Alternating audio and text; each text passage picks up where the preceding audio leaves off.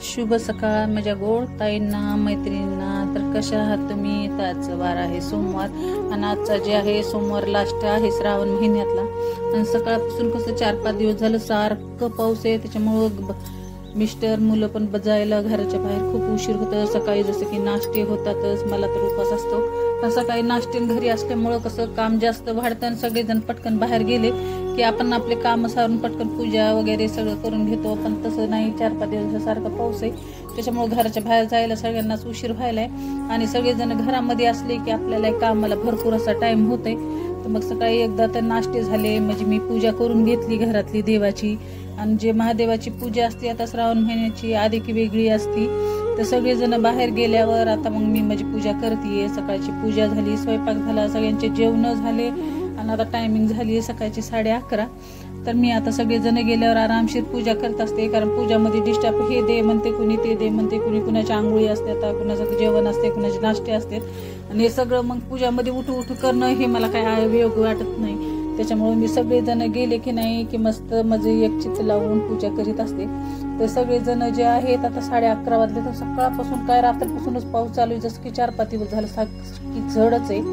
तर आता सगळे गेले तर आता मी बसली पूजाला। आणि जसं की आता पूजेचं साहित्य वगैरे कालच बेल आणला होता, पुन्हा निवडून वगैरे ठेवता, एक पण किडेला बेल पाहिजे नाही, सगळा व्यवस्थित छान बेल पाहिजे। हे जे आहे त्र्यंबकेश्वर आहे मी नाशिकहून आणलेला, आणि आता मी जे आहे सोमवारचं त्याचीच पूजा करणार आहे। जसं की पितळची प्लेट घेतलेली आहे, पहिल्यांदा दुधानं दह्यानं गंगाजलनं अभिषेक करणार आहे महादेवाचा। पुण्याच्याला जसं की घरामागं धोत्र्याची फुलं पण भेटले होते आणि ह्या बारीस कसं पांढरे स्वस्तीची फुलं भेटले नाही, पण पांढरे गुलाबाचे फुलं वगैरे भरपूर भेटले। तर महादेवाचा अभिषेक करून घेतलाय। आता मला बेल पण व्हायचा आहे, जसं की 108 बेल आहे आणि ते ओम नमः शिवाय जप करून मी बेल वाहत असते। तर चला आता अभिषेक झालेला आहे महादेवाचा, आता चंदन वगैरे लावून घेणार आहे। चांदीचा दिवा आहे माझ्यापाशी, आता पहिल्यांदा तर दिवा लावून पूजेला सुरुवात करणार आहे, दिव्याची वगैरे पूजा करून। आणि आता चला मला व्हायचा आहे बेल।